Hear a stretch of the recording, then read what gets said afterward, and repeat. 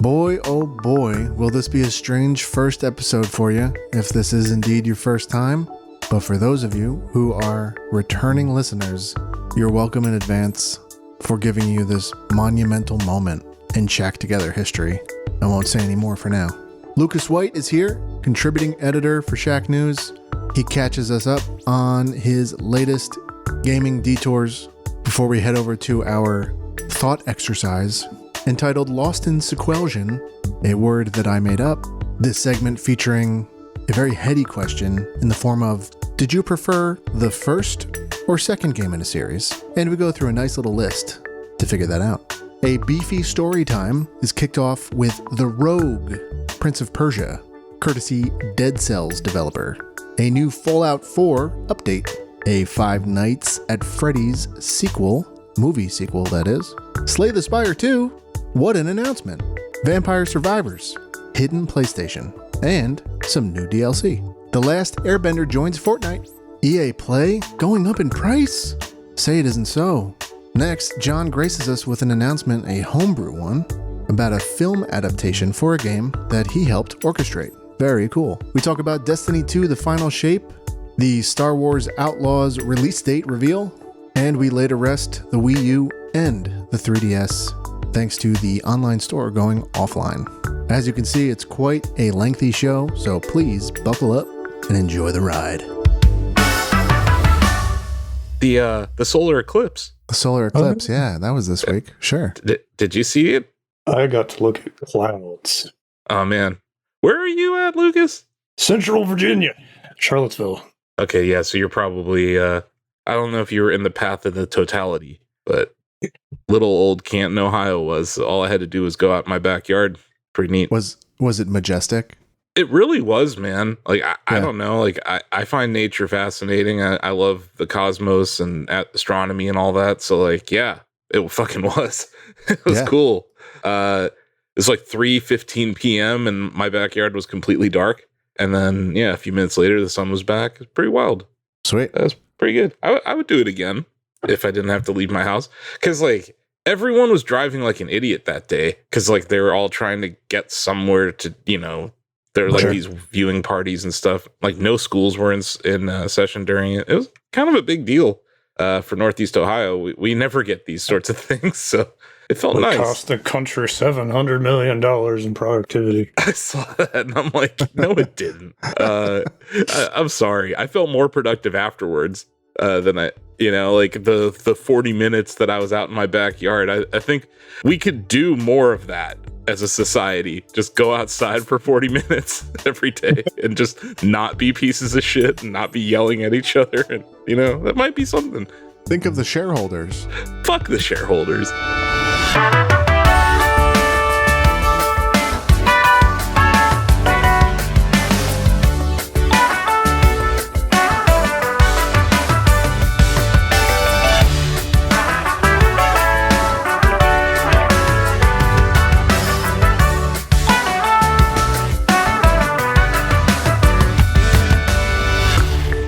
You're listening to Shack Together, a Shacknews video game podcast where if you're a cowboy, you might enjoy riding horses.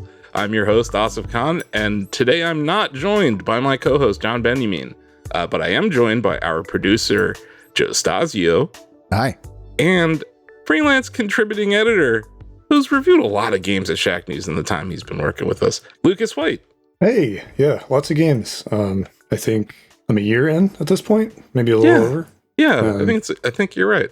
It's been about a year since we started working with each other, and it's been great. I enjoy your reviews, so yeah, it's gonna be fun to talk to you about your latest one, but also just remind people that Lucas got RoboCop right last year.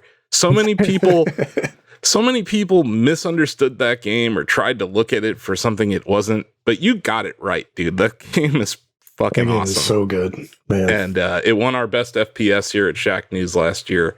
So Shacknews got it right too, but I think your review helped us on that front. I'll never forget the part where he has to do like clerical desk work. It's so fun. Or like writing parking tickets. Like, yeah. Everything. That game has no business being that good. And it's awesome. Highly recommended still. So yeah, as is the custom of this show, Lucas, we like to ask our guests, and also eventually someone will ask me, but we're going to ask you first. What have you been playing? Oh my goodness. A lot. So much. Man. I guess I could start with the most recent review that we've got up on the site, which is Broken Roads, a game that I really, really struggled with for... it's one of those things where it's like, as a critic, your job is to like basically like react to your experience with some kind of like authoritative voice, and it just wasn't coming out the whole time I was playing that game. I guess for background, it's a really interesting setup. It's one of those like CRPGs, so really, really traditional Baldur's Gate style, and it's set in the Western Australian outback. And it's also like a post-apocalyptic kind of thing. And it's very traditional in how it kind of like plays and moves. And their big like gimmicks outside the setting are like classless progression, for one, which is basically just like, here's your skill points, and then just here's a massive screen of things to dig around in, which just isn't fun for me. And then the moral compass, which is like a massive video game version of that like political alignment chart that people like to post on the internet and argue about. Making a literal moral compass in a game is just a bit cringy for me. It's silly. It's like you look at it and you're like, really? It says morality at the top, and then there's like utilitarianism and humanism. Machiavellian. Yeah, or are you a nihilist? It's just... I like that you can be a nihilist in this game, but I just think it's the pie chart looking ass skill tree. Yeah, I understand how you were kind of rolling your eyes at times at this game. They were really trying to coax something, and I think they just cast too wide of a net. I think because even though you're like kind of trying to give the player a lot of options, there's a point where I think it's just too many options, and it doesn't really feel like you're playing someone else's creative work anymore, almost. And it's just like the whole time I just like, you'd get a dialogue choice, and it was never less than like 7 options. And I was just like, I have no idea what character I'm playing right now, and I don't think the game knows. Are like the narratives branching, or do they all kind of converge even if you pick one of the 7? Yeah, so basically the way it works is like you kind of have access to almost the whole gamut from the start. Like you answer a few questions at the very beginning, and it basically tries to react to your questions by either sort of like narrowing down. I think I called it like a cone shape. So if you pick Machiavellian every single time, you're going to start losing the other options as choices.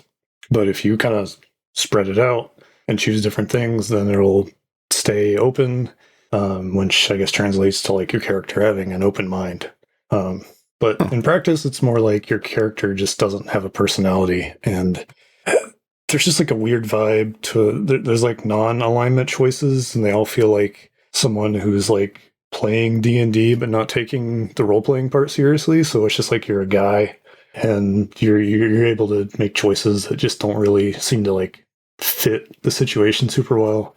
So yeah, it wasn't just the narrative though, but like you said the combat's also boring. Like elaborate on that a little. Yeah, super slow, super like by the book. You're like on a map with all the characters on it, and you tell them to move, and they sort of trudge along in the line you told them to go in, and then you can like shoot or swing your melee weapon, like Fallout without the action points kind of thing. Have you played? Actually, or action points. But have you played Desperados 3 or any of the Desperados games? I don't think so. Oh, so good. They're really good. This game sounds like crappy Desperados to me. It's like everything you're saying. I'm like, yeah, Desperados does that better. There's like a stealth mechanic in it. I think these types of games, when that gameplay loop is not satisfying or even interesting, it gets real boring really quickly. Yeah, exactly. Like even when you can like kind of see the interesting stuff on paper, it's just like it just moves so slowly, and it just doesn't really have the juice to like make any sort of individual moment really stand out. And so you gave it a 6. Yeah. I really had to look at like L's review scale for this one because I had no idea what to give it. Well, like we've definitely shifted the review scale in recent years. I guess in the last year, with RE4 getting the first 10, and then the 10 floodgates were opened. And, but yeah, like a 6 is like a game it's competent, but it's not fun. Exactly. Yeah. Like you're like, Above this game works. Average. Yeah. It works. It didn't crash or whatever, or but like it's just nothing special. That's a 6. Like a 7 is a little bit better than that, where you're like, hey, this is actually good. It's just not great. And then 8, 9, we could, I don't know. Those are, but a 6, I think is, after reading the review, I was like, yeah, it reads like a 6, which is unfortunate because like you said, there's some things in there where you can kind of see what they were trying to do, but nothing it didn't cook as well as they had hoped, I'm guessing. Yeah, pretty much. It's a bummer, but yeah, what are you gonna do? Exactly. So what else you been playing? Sure. So the next one's a game I'm actually really excited about and have been excited about and will continue to be excited about forever. That's SaGa Emerald Beyond, which is not out and won't be out for another couple weeks, but because there is a pretty meaty demo out, I can still kind of talk about it a little bit. Sure. I've been using every opportunity. So SaGa is like Final Fantasy, but inside out in a way. I was kind of like thinking of a way to present it, and that clicked for me. But it's like, if you take Final Fantasy, it's very like story driven, and it's kind of about the like spectacle and the characters and how they interact and so on and so forth. And like there can be like interesting gameplay as well, but it's always kind of like second fiddle. SaGa games are like, what if you took a more like tabletop approach to a game that looks like Final Fantasy? So it's very, very systems heavy, very much about like building your team and your characters, and events are more scattered and like they answer to a lot of different flags you can't see. It's really designed, especially this one is really designed about making individual playthroughs as different from each other as possible. And like over the years with the series, they've been kind of building more and more to that. By doing things like giving you a bunch of different characters to choose from, for example, to start the game. And like we'll use SaGa Frontier as an example. They had that, but like the characters all kind of shared space in a lot of ways. This one's like interdimensional multiverse traveling stuff. So like your starting point is super like tremendously different depending on which character you pick. And to that point, each demo for each platform only lets you pick one character. So it's like, if you play it on the Switch and then your friend plays it on PC, your experiences will not be the same, like even close, except for like the combat and stuff. In what kind of ways? Like in what way would it differ? Sure. So my ears are very perked up. Right on. So the 3 scenarios in the demos, one of them you play as a witch who is pretending to be like a high school girl to like lay low. And she's got like a talking cat with her, like Sabrina style. Yeah. And basically she gets attacked and her powers are taken away. And then she has to go around this place, like collecting cats and getting her powers back and getting cat shaped weapons. It's all very like punny and ridiculous. And then there's another story where you play as like a famous, like pop idol diva, something or other, but something goes really bad and she ends up in a robot body. And like the setup is completely different. You've got this team of like different like kind of mechs. And I haven't played the scenario yet, so I've only got the small details. But, is this Diva number 5? Yes. Cool. And then the third scenario is like you're this guy who like lives in like this like storied Japanese clan, and they're like known for controlling puppets. And so it's like him and a team of like man-sized puppets that you have in your combat retinue. And I don't really know details on where the story goes from there, but again, it's like a totally different location, different world, different group of characters you start with. And then from there, it just like branches out in all kinds of different ways. This witch that has the kitty cat theme is pretty impressive. The character design. It's so good. I'm looking at some of the character art on their website right now, and I'm like, I'm just looking at the characters. I'm more interested than most Final Fantasy games already. Easy. They use the like different scenarios and stuff to really just be as weird as they can like think of being for each path, and they're not afraid to like go into different genres. Like you go from sci-fi to fantasy to whatever heck the witch story is, almost anime, I guess. And then they kind of find ways to like smash it all together, and it's just really, really interesting because it's not afraid to just be weird the entire time. Awesome, which I appreciate. Yeah. Sweet. And when does this come out? April 25th. 25th. Yep. And there's a demo Sweet. out now, Joe, if you want to try it out. I kind of do. Yeah. Mm-hmm. And you gotta pick the right demo for the character you want to try.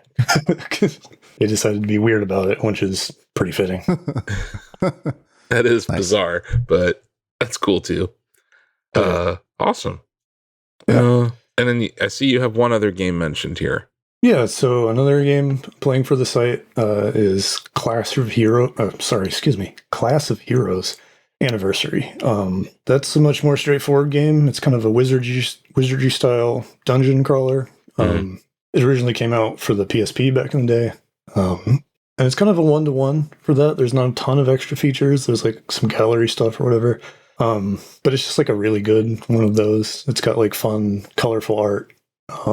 There's like a lot of different character races and classes you can play with. A lot of like stat manipulating stuff. It's really charming. It's also got like weird connections to working designs from back in the day. So like your Lunar and your Growlancer, all those big RPGs that had like really elaborate localizations on like the PS1. People from there worked on these games over time.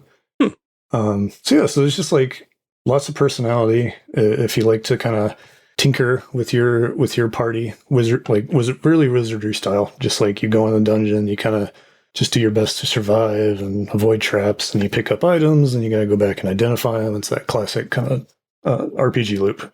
Is the party size 6 or 3? I'm looking 6. at like, okay, so there's like a front party and a back party that you have to choose. Exactly, yeah. And there's like, you've got like kind of the obvious character classes like warrior and thief and stuff, and then there's like some other weird ones thrown in, like Lord, or there's one that I don't even, that's like psionic or something. I think it does like buff magic, but they just like, they find interesting ways to like give you more options than just like the basics, and it's just really fun. It's like really breezy. It's not like Etrian Odyssey where it hates you for playing it. What are you playing it on, system wise? Oh, sure, playing on Switch. Nice. Yeah. See, I was gonna say it seems like a very good Switch game. Very good Switch game. Like there are a lot of games that kind of hit on the PSP or the Vita and just didn't have an audience because those systems didn't have an audience. And they've all reappeared on the Switch and have done much better. It's really cool to see that. Awesome. Well, those sound like 3 pretty sweet games. Except for, sorry, Broken Roads doesn't sound sweet, but, getting paid to do a review sounds pretty sweet. Definitely. Joe, tell me what you've been playing. All right. No, I'm going to be so quick, so as to not bore the audience with a very similar update. But I was thrilled to get a DM from Sam Chandler on Discord. Yeah. Who sought me out. It's like, I think I found you. Is this you? Joe, is this you? And he says, we have to talk about 3 Body Problem. It's like, hell yes. Sought out. So we're going to have Sam on and dish a little bit about that. So I'll spare everyone right now. But quite a good book. And I know this is a gaming show, but it would be disingenuous to mention anything else because that's what I've been heads down on. It was funny because Sam messaged me and he's like, is Joe on the internet? He's like, where do I? He's like, I can't find this guy like anywhere. I'm like, and then I mentioned that you do have a Facebook, but I also mentioned that you put April 1st as your birthday just to trick all of your friends on Facebook, which was hilarious. But you like, don't have a Twitter presence. You're not really, I don't know if you're on LinkedIn or not. I wouldn't even ask. So he asked me, he's like, how would I reach out to him? I'm like, he's either on Discord or he's in this Slack right now. And he's like, I can't even find him in the Slack. I'm like, okay. Am I in the Slack? That's what I was wondering. We'll figure that out. I don't even know if I'm in the Slack. You're technically not because you're in a shared channel through a different org. Got it. This is really inside baseball for everyone. Sorry we're doing that. But like, I just thought it was hilarious because Sam like hits me up. He's like, "Does Joe exist on the internet?" That's a great question, Sam. If you're listening, really solid question. Anyway, that's my update. Asif, what have you been playing? Okay, you're just gonna slide right by Deep Rock Galactic Survivor. You said that last week. I said it last week. I've completed many runs at this point, so I'm thumbs up on that game. So I'm still playing Balatro. That game's great. I fucking love that game. I can't stop playing it. It's become my like chill out. I'm listening to a podcast game, right? Because like it does. You don't need to listen to it. There's no audio cues or anything. Love that game. And then I'm still playing Pocket Card Jockey Ride On, which is another ridiculous card game. So Nintendo Horsey with 2 eyes, they went up to the farm because I was playing like crap this weekend. So now I'm on Nintendo Horsey with 2 eyes, you, and that horse is kicking butt. We're in year 4 already, doing great work with Nintendo Horsey U. Sure. I actually fired up another Switch game that has been dormant in my library. I fired up Super Mario Maker 2 this weekend. Oh. Yep, and I dusted off one of my levels, and I started getting back to work on it. So I'm making more levels in Super Mario Maker 2. I think the sunsetting of Mario Maker 1 for Wii U kind of motivated me, and there's still this Team 0% out there that's trying to clear all of the Super Mario Maker 2 levels. So I was like, why don't I make it a little harder for them?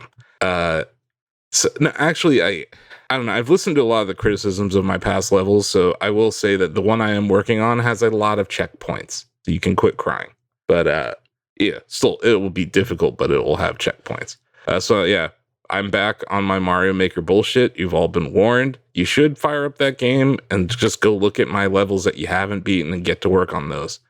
But yeah, I'm back, and I love that game. I will take you up on that. I'm going to take you up on that. There's some good levels there, Joe, that you have not beaten yet. There's briefcase levels 1 through 8, and then there's the Hero of Time levels 1 and 2.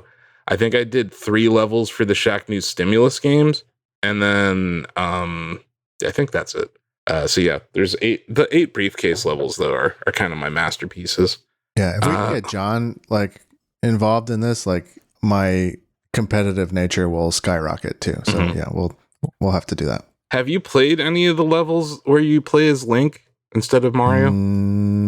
Maybe, but barely. If so, it was a very late 2019 DLC edition where they added the Master Sword to the game, right? And then I was like, okay, well, I'm gonna make some Hero of Time levels. So I'm working on Hero of Time level 3 right now. It's a dungeon. Sweet. So yeah, I'm back. I love that game. I have over 200 hours in it. I'm probably gonna put another few hundred before they shut off those servers, which I hope they never do. And then, yeah, I'm still playing Retro Bowl. Funny thing happened with Retro Bowl this week. This football player who has a podcast named Will Compton, he's like, I have discovered Retro Bowl. And now, like, everybody is playing the game again. Their accounts are getting flooded. I just love to see that. Like, an indie game, a mobile game that, like, they've supported the hell out of it, and they listen to the community, and then you see this like famous football player like giving them shine. That was just awesome. So yeah, shout out to Will Compton, who is playing Retro Bowl and is addicted. I'm in like season 42 of my franchise in that game, so I absolutely love that game. And then lastly, I've been playing F-Zero 99. Okay, all right. We're getting Asif lies again. So get this. Last night, I mentioned last week that the mirror tracks are now in the game. So load up, had to vote, picked Mute City mirror level. You know how the game starts with that like big ass like it funnels you into the level. So at the beginning of the first lap, I'm in 19th place out of 99. Not bad, right? Mm-hmm. Finish the first lap, first place. Finish the second lap, first place. Don't even tell Finish the third lap, I'm in third place. Now this fourth lap, right around that first turn, I run into a fucking drone that's flashing red, so it blows up. I don't die, but I fall from third place all the way to 8th. Take the turn.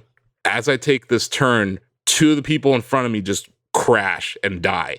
So now I move from 7th, 8th to like 5th. And there's this multi-jump thing that's there. I land off of the jump in 2nd place. And okay. Asif, where's this going? Are you about to tell us something? I hit the boost. And I'm talking like it's the inverse of Mute City, but there's still that part where you can boost through the dirt. And I'm dodging every single drone vehicle, every one of them, like weaving in perfectly in and out of them. And then this fucking blue bumper hits me on the last fucking turn. I have next to no energy left, but I'm still in 1st place, guys, on the last turn of this race. With 0 energy, I hit boost, and I actually fucking did it. No. I won an F-099 race. Oh my goodness, I have to call Casco. With the Fire Stingray, which is the worst car in the game. Like, I fucking love that car, Lucas. It is like my spirit animal. Like, very long ago, I've always attached myself to the Fire Stingray. It's the fastest vehicle in the game, but it has the lowest acceleration in the game, which means you have to have a perfect race. And I did. I finally did. It wasn't... It wasn't like 100% perfect, but I fucking did it, Joe. I fucking did it. Who cares about perfect? First place is first place. That's right. I did it. I did it on a level that I didn't think I was going to do it on either. And it was late. It was like 4 a.m. And that means Japan was wide awake, guys. So it wasn't like I was playing with a bunch of jaboofers. There were some very good players in that race. I'm just, I don't know. There's like Tetris 99 wins when America's awake and when Japan's awake. And in my opinion, if you're winning Tetris 99 when Japan's awake, that's like a huge win. And I think it's kind of similar in F-099. So yeah, I fucking did it, Joe. I did it. I don't think it wouldn't be fair to expect Lucas to know what a big deal this is. I mean, this is the thesis of this podcast. This whole podcast has been built around me talking about the trials and tribulations of me playing F-099. Oh my God. And it's 1,503 races. I've won 1 out of 1,503. And I'm talking about some of the most disappointing losses you could imagine, Lucas, like snatching defeat from the jaws of victory hundreds of times. And it's deflating when you're in like 1st place or 2nd place on the last turn and you die, and then you fall all the way to like 85th overall or something.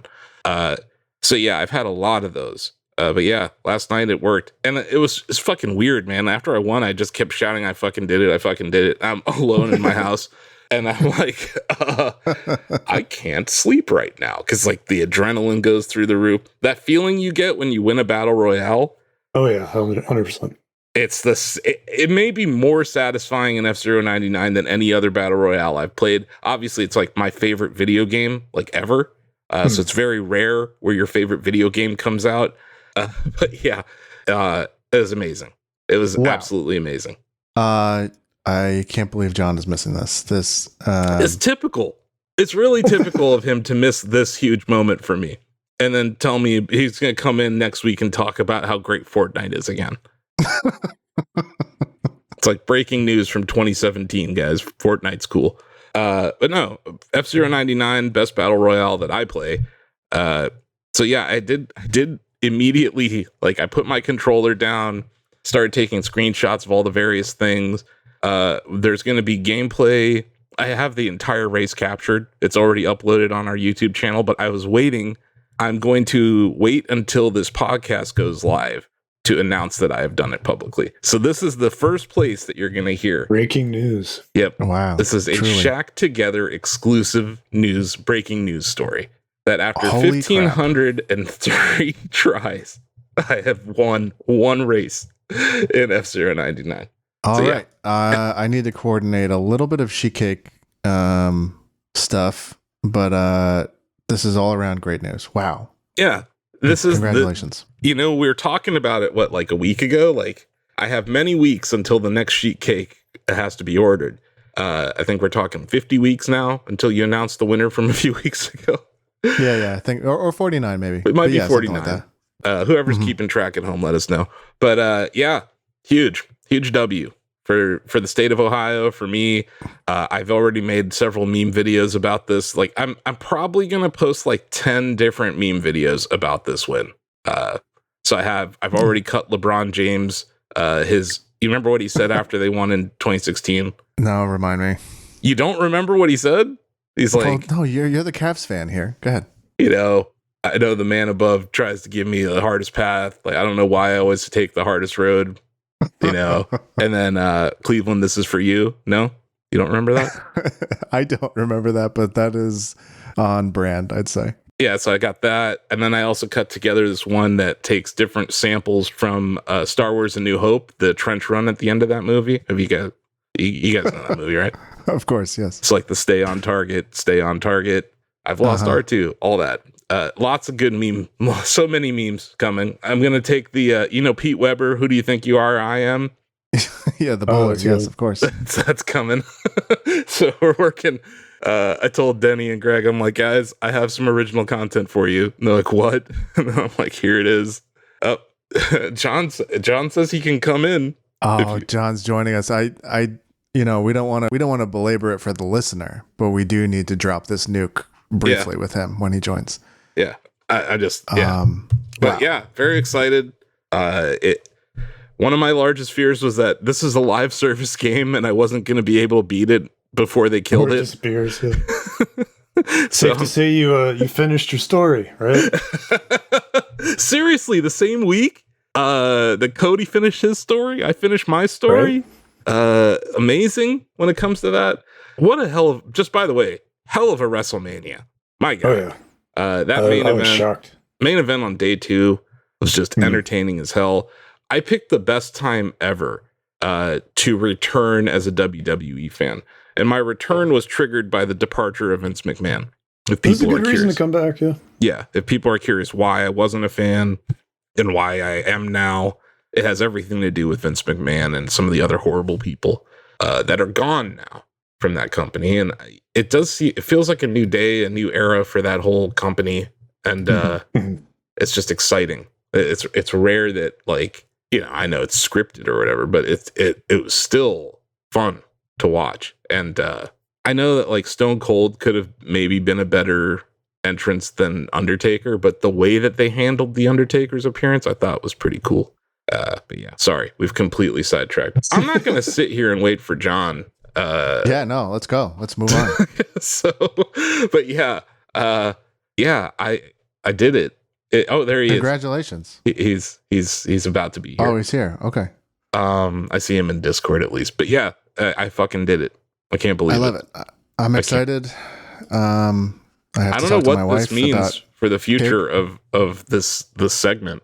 Well, I think we need a new goal. We think we need a new goal. It doesn't need to be next week, but all right. So we just had our co-host join, so I'm going to shut up and give the mic back to Asif. John, welcome. You really picked a bad day. You really picked a bad day. We're talking about games where we played. Day. We're talking about games where we've played, right? And I played F-Zero 99 this week, and you're gonna roll your eyes and say you play F-Zero 99 every week. But I fucking won, John. Okay, I fucking won. That's awesome, man. That was unbelievable. What is this? This is episode 10, isn't it? Yeah. Yo, by the way, the memory, huh? Guys, I know I'm getting shit, but like, well done. Well done. But very cool. I am very. Is it weird to say I'm very proud of you? I mean, that's 10 episodes and you got a friggin' number 1. And I know you've been playing for well longer than this podcast, but I have played the game. According to my Switch, it's 145 hours. According to the in-game tracker of my playtime, 61 hours. 1,503 F-Zero 99 races. Oh my! And one win. That's how it goes. Worth every second. That's how it goes. And I said it when the game came out. I was like, this game is coming out at a time where I am very old and I don't have the reflexes that I used to. So that man. I knew that I could be a role player in this game that facilitates the success of other people. And it never bothered me when I was placing second or third or fifth or whatever, because I was there and I was part of the game and I was part of this amazing community that's like growing. Were you Iman Shumpert type? Like, what's the role player? Like, if I'm talking 2016 Cleveland Cavaliers, where are we talking? The 2016 Cavaliers. Yeah, championship Cavaliers. Like, it's got to be someone who did. Yeah, it's got to be someone who did help them win, but wasn't necessarily Kyrie or LeBron. No, you know what? I think that's a Kevin Love move. I think the lockdown. Kevin Love, the way he locked down Steph Curry on that last play. I think, you know why? Because Kevin Love not having the best season, you know, I think he showed up. It happened at the very last minute. 61 hours in. Yeah. Yeah. I don't know. I don't know if I have a Cavs 2016 equivalent. All right, well, maybe Mo Williams, audience. Like Mo Williams off the bench. Richard Jefferson. I think that one of those guys, like, because like they were, or even JR. Wow. JR. I think JR. I didn't want to say JR. A real JR moment.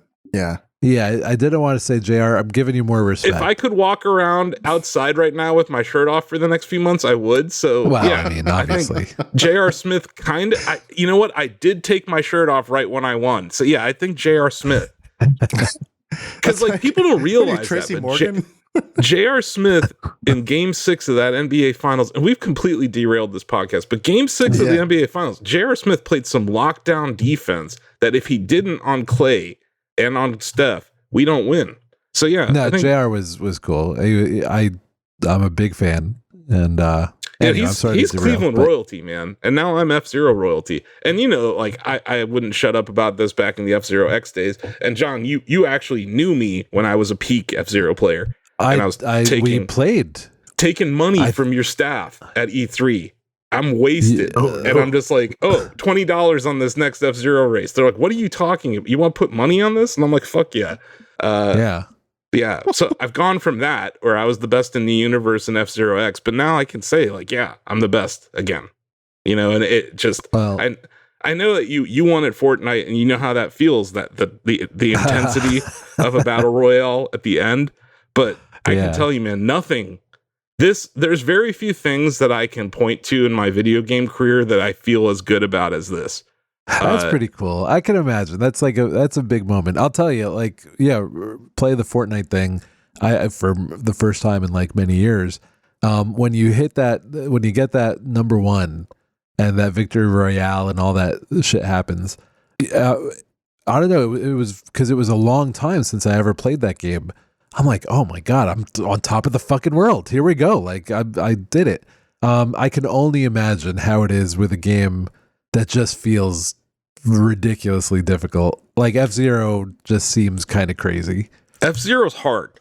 Like F-Zero for SNES is a hard game, but it's a game that I owned at launch for the SNES, and I put hundreds of hours in and I mastered it when I was like 12, right? So it's like everything that's happened from then to now in the F-Zero series, the most unlikely game to come out ever is this game. And like we talked about how I thought I was dreaming the day that they announced it at the direct, because I literally have described this game to my friends for like a decade.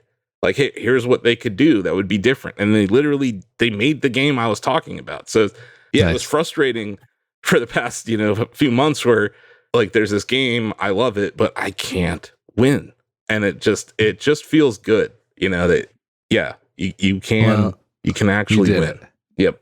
And there was like the solar eclipse earlier this week. Like there's all sorts of stuff around this week. But yeah, people should rest easy knowing that I have won an F-Zero 99 game, and you don't have to worry about it being shuttered without me having that one shining moment. But yeah, well, congrats, man. I fucking did it. And now Joe has to buy a sheet cake. We'll do something. And he's now working on cake logistics. Take it from the ad revenue of the podcast. Yeah. Well, I love the idea that like I might actually go get a sheet cake, and like I'm going to have to explain to my wife why.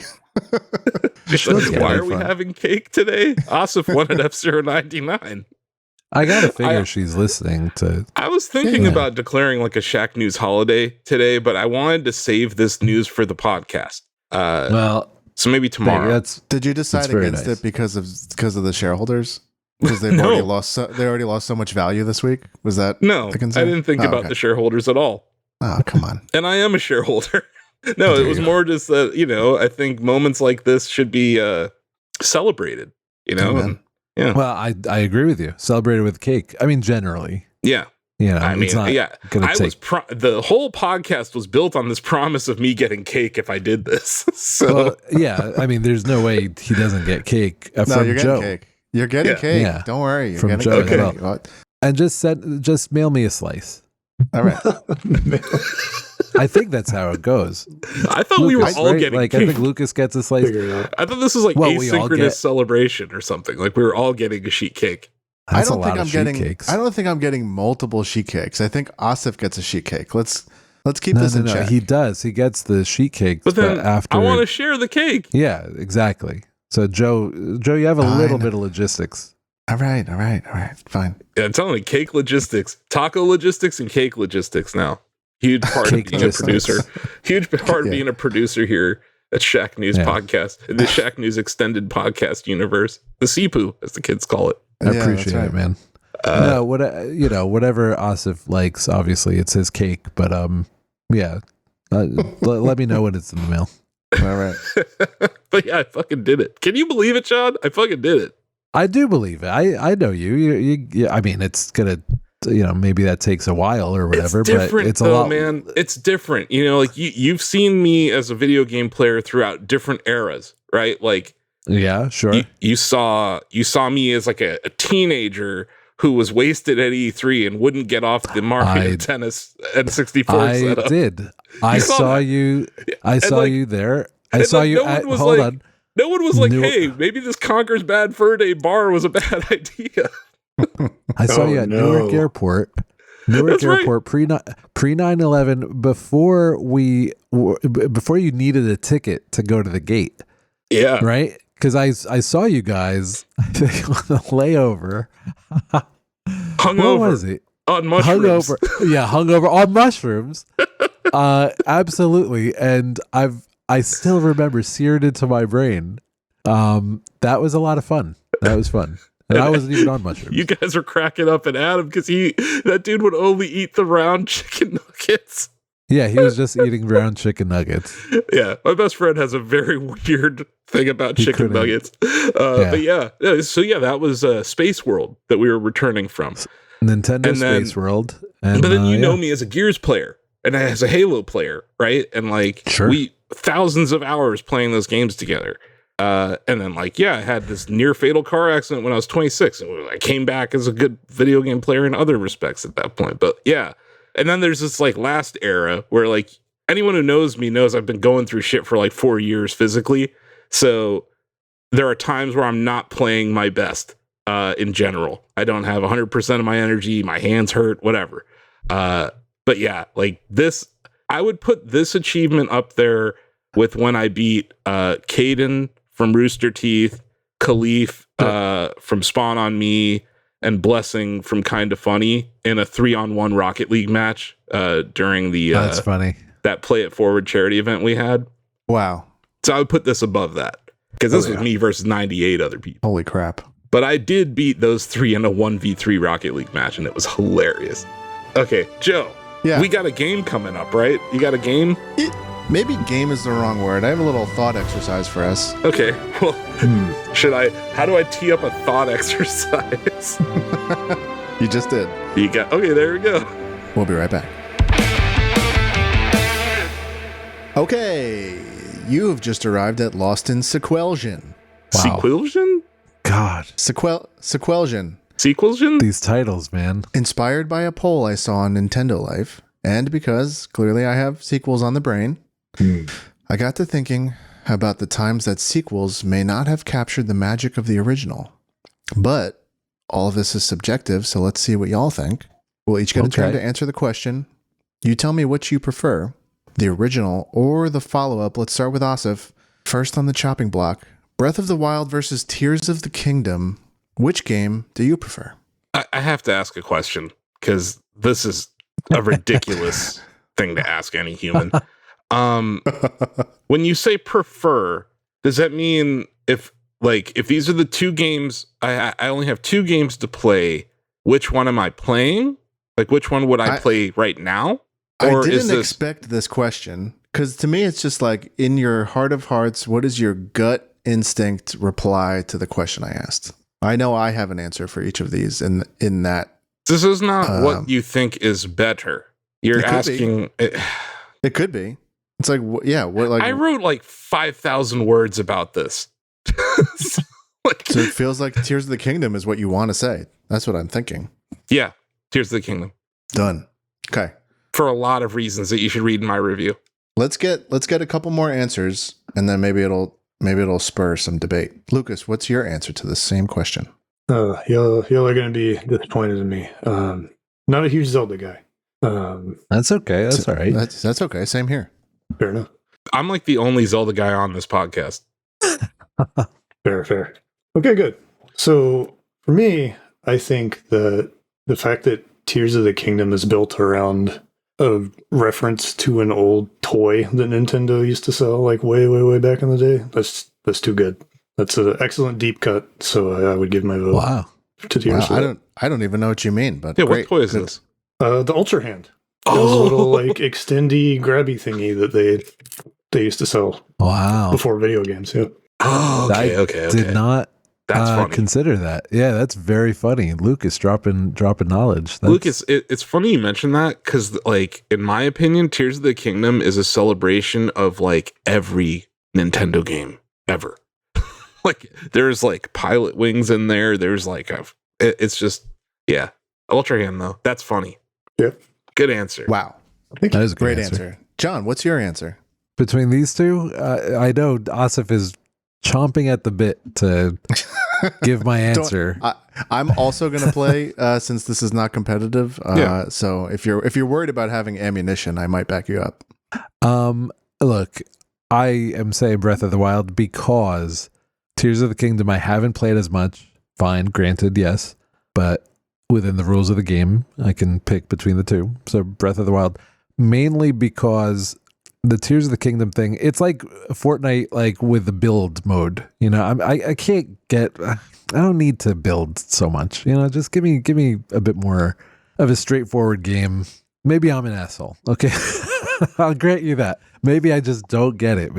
But no, you're the bringing Tears of up the Kingdom stuff was it was too much of that. Like the mechanics, and I could appreciate it. I just didn't find it fun. You're bringing up the most Yeah. divisive part of that game, so it makes perfect sense. Like, I'm not going to argue with that. Like, and that's why I like Breath of the Wild. It was a bit more straightforward of an adventure, and I wouldn't say I'm a Zelda guy, which is very weird because I loved the Wind Waker. I loved A Link to the Past. Ocarina. Fucking Ocarina. Yeah, like you fucking love Ocarina of Time. Like, you are a Zelda guy. You just haven't been for like 10 years. It's just not lately. Yeah. Yeah, that's all it is. You missed out though, dude, because Breath of the Wild in 2017. Like that. This was a tough question for me to answer because Breath of the Wild in 2017 was a holy shit magical moment for people, because it was like, I'm playing this giant ass open world game in a handheld. Like, what? That I think blew my mind at the time. And then, yeah, I agree with everything you said. Tears of the Kingdom misses people who don't like building or don't want to be it. To me, it's like the ultimate Zelda puzzle game, because it's like you have so much freedom with solving puzzles in this game compared to like the traditional dungeons in Twilight Princess or Skyward Sword or like Ocarina.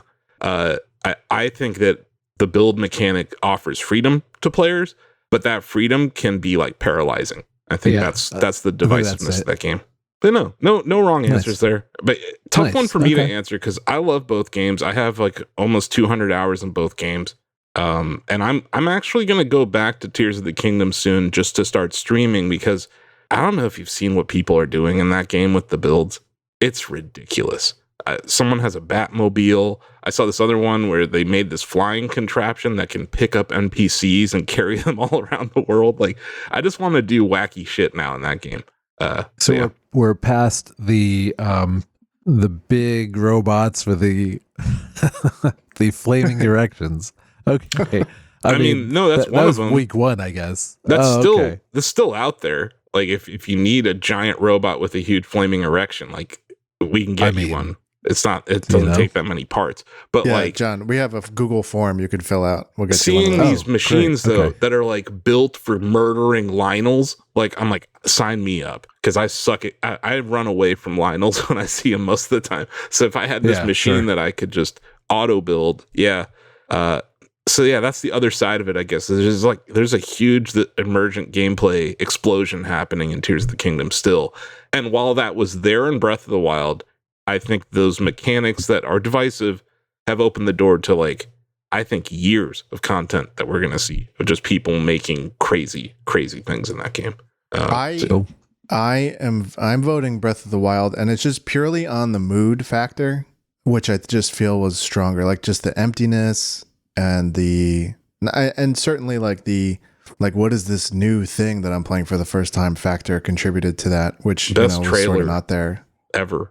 Oh, incredible. Well, then again, the Tears of the Kingdom trailer was incredible. That song, which is like, you don't encounter it in the game much, or like only at the end, but that song in that trailer, like right before release, is yeah. Have any of you listened to the Zelda concert yet? No? Which you one? liked me too. It's unbelievable. There's a 2024 Zelda concert that was held in lieu of Nintendo Live because Nintendo got bomb threats. So they had the orchestra perform in like an empty auditorium, and they recorded it and they uploaded it to YouTube, and it's awesome. It's like 30 minutes long. Highly recommend listening to it. That's cool. Yeah, I'll check that out. Well, I do listen to there's the 20th anniversary concert. I think that's a pretty regular rotation. I just love that Nintendo is like so iconic now that they have our own freaking symphony, like an orchestra. They're like, here, we could just get the Zelda orchestra. It's like, oh, that's like a group of people who exist now. That's awesome. Yeah. Well, we can move on to the next two games, Joe. Next up is God of War 2018 versus Ragnarok. Any feelings here, Asif? I'm going to say 2018. It did some things. Wasn't it like a one-shot game almost? Like what the things they did with the camera in that game were kind of revolutionary. I think explicitly it was, yeah. That was cool. The introduction of the weapons, I thought it was a very solid reboot. Ragnarok just felt more kind of like what you guys were talking about with Breath of the Wild and Tears of the Kingdom. But I'm taking 2018 here. Good answer, Lucas. Yeah. Again, not huge on these games either.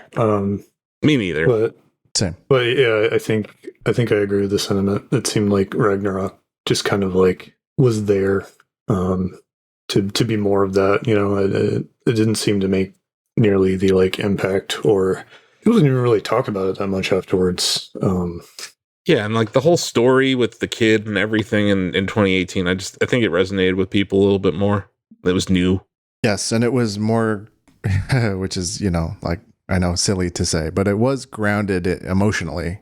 And then that we got into some melodrama in Ragnarok that felt less grounded. Again, we're talking about like a, you know, guy that can throw a house with one hand. So like, take what I'm saying in context. But the father-son thing in 2018 was like very subtle, and I think that something got lost when they introduced Odin as a character. It started to feel more fantastical in a cheaper way or something like that.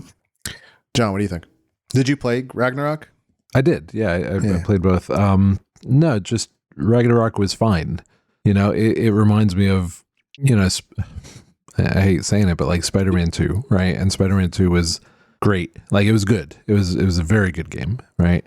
And I had a lot of fun playing it for that period of time. But am I ever going to go back to it? Do I think about it? You know what I mean? Like it's, I don't know, that it's kind of a missed opportunity because there are Sony first party games that I do think about, you know, and I mean, obviously we all have our games like that, and just Ragnarok. No, I don't care. I kind of remember, like, what's the most memorable thing is probably the very beginning, you know, and just the setting was different and they set it really nicely. But then after that, there weren't those moments. So yeah, I would say 2018, definitely. Wow, unanimous. Mm-hmm. I mean, it's a great game. It was fun to play, but yeah, I don't think about it so much these days. To John's point, like I'm never going back to it, and like I think there are other Sony first parties, The Last of Us, the Uncharted games that I would play through again. Sure. Yeah, sure. Does anyone on this panel play Dark Souls in the franchise? I'm categorically terrible at this whole genre. I've dabbled, but I've never gone all the way. One, no, I have an answer. Okay. My answer is 2, mainly because David Craddock loves Dark Souls 2. There you go. Wow, Craddock points. Yeah, he won't shut up about it. He's also done like a ladle run. Like he's run the entire game with only a wooden ladle as his weapon. That's so impressive. Yeah. So while I don't actually play these games at all, I have Demon Souls for PS5, and I haven't gotten past the first boss yet. So if I ever do that, maybe I'll play Dark Souls, and then I'll play Dark Souls 2, and then 3. And yeah, for folks at home, I also suck at Elden Ring. But yeah, Dark Souls 2. That's my pick. They're tough. All right, we'll move faster. Does anybody want to answer Dark Souls 1 versus 2? Yeah, I can't really comment. Yeah, I'm all right. That's Mass Effect. Mass Effect 1 versus 2. And you don't say 3. You don't bother. No, we're just doing 1 and 2s on this segment. Because I could make an argument for 3. I like 3. I like 3 fine, sure. Yeah. But okay, I'll say 2. Who goes first? Okay. Asif's in favor of 2. Lucas, any opinion here? I'm going to go with 1. Wow. Same. Same. Wow. Okay. 1 is the unsung hero of the trilogy. Laid the foundation. The writing is strongest. The atmosphere is there. Same with Breath of the Wild. You start adding all this melodrama and all these character interactions in the next one, and it starts to feel fake, and it starts to feel scripted. Are you talking about Raru right now? Because how dare you? I'm not talking about anything in particular. You mentioned Tears of the Kingdom, and you said characters, so I'm like, who could you be talking about? Are you talking about... He's the king of Hyrule. I'm just saying. It's the same in graphic design. These are graphic design principles of like, there's beauty in the negative space, right? And there's just something about like the quieter Mass Effect 1 and the quieter Breath of the Wild that I think is critical. John, what do you think? Between 1 and 2, yeah, I'd say 2. How dare you? I picked 2 mainly because of the gameplay. Got better. The gameplay was, I think, markedly better. Part 1, I tried to do remake, and I'm just like, I don't know. Part 2, it felt like a little bit more polished. But also, the ending of Part 2 is very memorable to me. Like, I spent a lot of time in that game, building those relationships and making, whatever decisions. And there was a finality to some of those, decisions. There was like an impact at the end that I don't know if it carried over to 3, and probably not. But it did. I think it affected who you rounded up in 3. Okay, yeah, because I thought that was pretty cool. So 1 was good. Just 2 was great. 2 was great enough that it made me go through 3, which wasn't a bad game at all. But I don't know. When Part 2 carries you into Part 3, and like I completed that game as well. Yeah, it says something for the strength of that that story, I think. Yeah, Lucas, we glossed over you. Do you have passion on this topic, or are you just Yeah, kind of like I think I'd be building off of what you said, Joe. I think the like foundational elements in the first game are like really interesting. There's like some really cool like hard sci-fi stuff going on that just doesn't really go anywhere in the sequels. It's a quieter game. I think it does more interesting things like visually with just how it shows space and things that live in space. There's like it's like scarier in a lot of ways. Like that scene where the Reaper comes down for the first time is just like really impactful. And I feel like, I have a hot take, I think, but I feel like Mass Effect 2, it had a lot of cool things going for it. It was fun to like hang out with the characters and get attached to them. And I just feel like there's a post Mass Effect 2 emphasis on dating all of your party members in RPGs that just hasn't gone away. and 100%. I don't like it. Agreed. I think it has really impacted how characters are shaped as characters in a lot of games, and has kind of resulted in a lot of like Shadowheart. Yeah, I'm the main character, and I'm gonna pick the person I like and throw presents at them until they date me at the end, and it's just like so much weight on that. It's just like, I don't know. I feel like we've lost something. Yeah, and not to take anything away from like the gameplay is stronger and more polished. Like, yeah, no doubt. There's no debate there. But yeah, I totally agree. There's definitely like a BC AD moment at BioWare that hinges on Mass Effect 2, but I think you're right that it's like larger than that, and that other studios, sort of took too much of a lesson from that game design element. Yeah, I mean, to be fair, it works. Like, a game comes out and the SEO is always like X game romance, week one, every single game that comes out has a big cast. I think there's merit to that kind of thing. Sure. Like player agency and self-expression and stuff, but I just think it really hampers just like character writing when you have to make all of them malleable to that extent. Yeah, yeah, fair. We have any Doom players here? Who are you talking to? Yeah. Who are you talking to? I threatened to shut down the website over one of these games. Oh my god. I said if we didn't give Doom 2016 Game of the Year, I was going to just shut down the website. So what's the fucking point? Right on. Why are we even here? Yeah. All right, 2016 versus Eternal. What's It's the pick? 16, man. Not even close. Not even close. Eternal is a very good game. It's competent, but the complaints that you and John had for Breath of the Wild versus Tears of the Kingdom, I'm going to use here.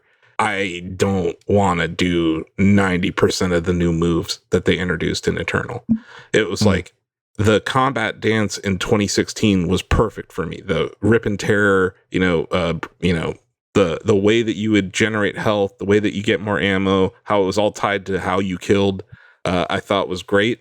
They expanded it a little bit too far in Eternal, in my opinion. Yeah. It was like, it felt like a platformer more than it did a shooter. And it wasn't that I disliked the platforming parts of 16. It was just that they did a good job of balancing the two. Whereas I felt they went almost too heavy into traversal. And then they also just, at times in Eternal, they're just like, here's a bunch of enemies. And that's cool and all, but like, I don't know. At 16, it felt a lot like Breath of the Wild, where it was a proper reboot of a franchise everyone loves. They took some risks. It has categorically one of the best soundtracks ever in a video game. And Mick Gordon was not involved in Doom Eternal either, or he was partially involved. He was kind of involved. Yeah, like they used his music it was a whole mess. But yeah, Mick Gordon killed it on the soundtrack. I thought, the design of the weapons, the arenas like that you would fight in, love it. Absolutely love 2016. All right. And yeah, I threatened to shut down Shacknews over it. I was like, we're really gonna give Overwatch Game of the Year over this game? Like we're really gonna do that? That's how it was so close, Lucas. It was so close to happening. Oh my god. And then that was what, 8 years ago. Love it. 2016. That's my answer. Final answer. Lucas, what's up? 2016's like a masterpiece. There's so many cool parts about that game. I feel like I'd just be parroting what Asif said, mostly like the way like all the combat encounters are designed with like loops in mind, and the way all the sort of like the weapons and the gimmicks really work together really well. For me, the storytelling in 2016 was really good. It hits like a perfect mix of like not wanting to just put too much there in your face, and did a lot of showing instead of telling, and just really, really nailed like right at the beginning of the game. Like right at the beginning when you're laying in that and they hand you this tablet and you just throw it into the wall. It's like, here, read about what's going on. And you're like, nope. It's aware that players want to kill shit. And it was like, if I had to sum up the plot, it's the Doom Slayer killed some shit because that's what he does. Yeah, even there was like some really cool like subtle stuff. Like when before you get to the part where he like smashes the speaker in the elevator or whatever, like you're going through that cafeteria area. Yep. and just like all the signage and everything. It's like, man. Yeah, you're dead right. The environmental storytelling in that game is excellent. No, you're good. You're dead right. But it doesn't get in the way. Like if you just want to murder shit, the game doesn't get in your way. And I think so many FPS games do. Yeah, it really like has it whittled down to like a really, really smart measurement. And then like Doom Eternal was like, yeah, okay. So Hugo Martin was like the lead on the story in those games. And I feel like he did just an incredible job with his team in the first game. And then they gave him a blank check. And then he went and grabbed he went to his attic and got his like box of Warhammer figures and like, you know, lore books and stuff and just dumped them all on the table and was like, Doom Eternal. We're going to talk about angels and demons having conflicts in outer space for hours. Yeah. Hours. Just like, I'm out. I can't do this. Yep. It was more the monkey bar shit that I was just kind of like, I'm done. Yeah. I don't want to do this platform puzzle. Yeah. It seems a little excessive too.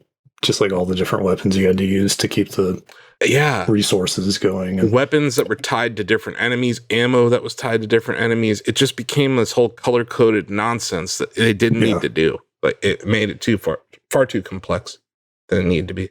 I did like that he had a spaceship that's his helmet that he lived on. That was pretty cool. That was cool. Not explained at all, but yeah, just the huge shift into like high fantasy lore just really turned me off. Not sure where the hell they're gonna go from here either. How do you go past Eternal? Maybe just go to Quake and fix Quake. Yeah. Maybe that's the Halo problem. What's that? What's after Infinite? Another terrible Halo game. Boom. John, sorry. Do you have Doom opinions? I don't know. I mean, those were very good. Yeah. It was a very good I'm compelled analysis. after your pitches. Yeah. I might have to revisit 2016, it sounds like. Do it. Oh, I was going to go to Eternal. Just kidding. No, definitely revisit 2016 sometime, John. You know what? You know what's crazy? It even runs well on Switch. I was just about to say, I keep almost buying that game on Switch. Yeah, it actually runs well on Switch. That's funny. Panic Button does a great job on those Switch ports. They did the Rocket League port and they did Doom 2016. Nice. Both did an excellent job. Studios like that don't get enough love, so shout out Panic Button. Shout out Panic Button. Yep. All right, we're not going to have time for all these. Where is y'all's interest in terms of Halo, Fable, BioShock, Portal, Last of Us, StarCraft? How about we do a lightning round of all of them? Yeah, just really quick. StarCraft and StarCraft 2. StarCraft. No, fuck StarCraft 2. Come on. Yeah, probably StarCraft. Yeah, hell yeah. John? Just the first, maybe the biggest esport of all time. Yeah. Yeah, freaking classic game. Last of Us. Unfortunately, I have to say 1 because I've not played 2, and not because I don't want to, but just not because no one's encouraged you to. I'm gonna say The Last of Us 2. It's impressive. It's an impressive fucking video game. Lucas? I really don't like these games. Wow. I don't even know if I'd pick one. Last of Us 0. Yeah. That's fair. 2 is one of my favorites that I'm going to. I think it's favorites ever. Gameplay wise, one of the best third person shooter adventure games ever. I can't believe I'm saying it because I've among peers, I'm well known for absolutely obliterating everything Naughty Dog does and making fun of it to no end. I was absolutely humbled and shut up after Last of Us 2. Couldn't believe it. Yeah. Fable 1 or 2? Asif? I don't know. 1. Great. 2 for me. Yeah, I'll say 2. I can't even remember anything about either, so I don't fucking know. I like the dog a lot. Can't wait to see another nonsense trailer from Microsoft in June about Fable 4. Every time they show it to us, it looks completely different. It does. It does. Halo 1 or 2? Halo 1 or 2? Oh my God. Combat Evolved versus 2. How dare you? 2. How dare you make me choose between my... I know. These are... This was the reason to have the Xbox. Yes. This is the only reason I had one. It was a Halo machine. It's Halo 2. Halo 2. Yeah. Halo 2 is easy. Easy, he says. Okay. Lucas, yeah, Halo 2. Wow, okay. I'm going. It's the best multiplayer console game maybe ever. You're going 1, but the multiplayer, right? Yeah. I mean, Halo, Yeah. My multiplayer Halo experiences were with like System Link and Co-op. everyone just using the Magnum. Like that was, I mean, that was You had the hours. System Link and all that? Yeah. Yeah, That we was, used to do LAN parties with them. 7th grade But- sleepovers. But like, Yeah. John, how often were we just jumping online and playing Halo 2? It was like, I mean, very often. Yeah, that was like fun. our game for years. Yeah, it really And was. we weren't just like, okay at it. No, our teams No, we were formidable. our teams were, yeah. It's where the phrase neutralize army of techno came from. Was Halo 2. I remember hearing that when it would be like in our 8-player scrums or whatever. Between that and Gears, yeah. it was unbelievable. Neutralize That army was of techno. a lot of fun. Yep. Yeah, you were bad, man. You're a bad man with Just Ivory Tower or midship on Halo 2, like I would destroy. I'm putting up 20 kills. Nah, he was yeah. No, you're legit. I had moments, but I wasn't consistently. Well, it's like when up. you have a high scoring player on your team, it's hard to have like 2 high scoring players, right? Like you're I was Pippin. No, but you're getting assists, like you're throwing grenades into fights. That's like, true. you know what I mean? Like, thank you. yeah. I'm mixing it up. It sounds like Asif was a real sheet cake machine back in the Halo 2 dude, days. if we had sheet cake rules back in the Halo 2 days, you would go forget it. bankrupt from the amount of sheet cake you would be getting. Absolutely diabetic. I'm talking 20 to 2 kill death ratios here, man. Like people snapping their headsets because those headsets were like very those brittle. are trash. Yeah. Such bad. But yeah, headsets. diabetes everywhere. You're right, Joe. That Seriously. would be a real problem. You guys, I'd have to cut off my foot. I'd have so much cake All right. in the Yeah, early man. 2000s. We don't want it. We don't need it. But these are the rules. Yeah. Oh shit. Anyway, go play Halo 2, folks. It's on Master Chief Collection. It's an Yeah. excellent game. Yeah. It Excellent. finally runs well. better. BioShock 1 What are or you 2. talking about? It ran well back in the day. You kids. No, I meant BioShock 1 or Master 2? Chief did not start well. BioShock 1 or 2. No, man. I don't know. BioShock 1. Yeah. I feel Same. like that's the only answer. But Although I Let's liked Infinite. I know that we can't count. Joe, you were Yeah. saying that We- Master Chief Collection didn't launch well. That's true. that's what I said. Yes. That is true. Sorry, I thought you were saying that about Halo 2, and I was like, how dare you? No. That was pre-patch era of the world. It really was. Yeah. It, Sure. it had to run good. Lucas, any opinion here? I think BioShock 2. Love I think Okay. it did some interesting things with the story, and like that way where it's like a totally different team gets a sequel to something that like blew up, and they're just kind of like, well, everyone's gonna hate this, so let's just do something that we think is interesting with it. And Nice. Good answer. This isn't for me, so I'm gonna keep my mouth shut. Portal 1 versus 2. This I've heard on I've heard conversations on other shows about these two games versus each other with varying responses. Controversial question. Portal 1 versus Portal 2. I like both games. You have to pick. I don't like this game.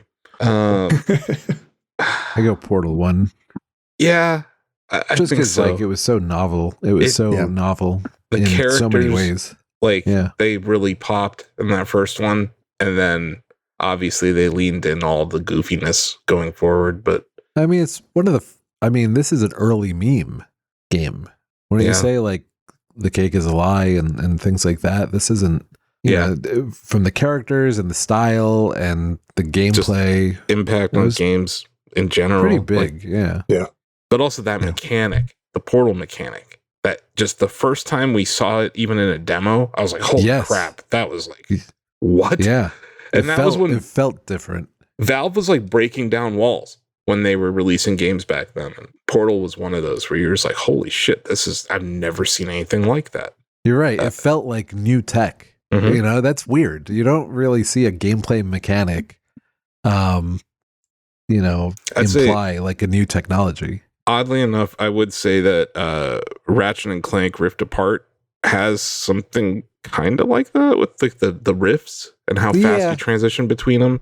And then It's nice, but And then this is less exciting, but the fast travel in Spider-Man 2, I'd say was slightly innovative because there was very little or next to no load time. But that was pretty cool. Yeah, that is actually the fast travel, and I never used it. I used it once. I didn't either. Who the hell, yeah, but it was really nice. Spider-Man. You can just fly over there or whatever. Yeah, like why are you fast traveling? But I think because I saw it or somebody said it was really awesome, and then I'm like, oh wow, that is pretty cool.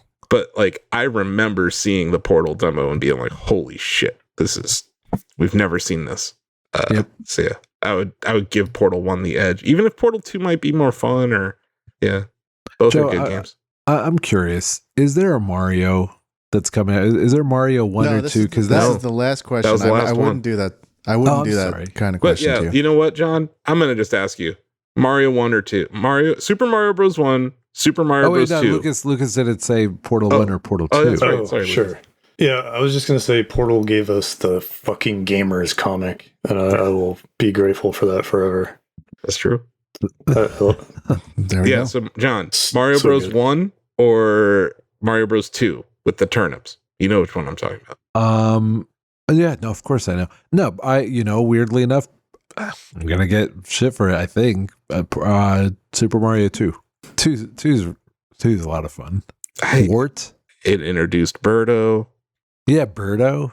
The doors. Luigi with his weird legs. Lot of mechanics. Some of the best songs in the history of the franchise are in that game. The slot machine. Yeah. A lot of really huge Mario tropes were born out of 2, even though it wasn't originally a Mario game.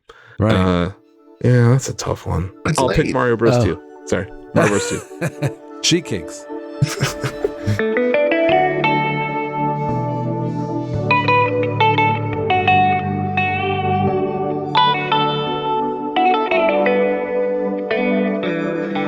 Welcome to Story Time. Let's dive into the latest stories from the past week.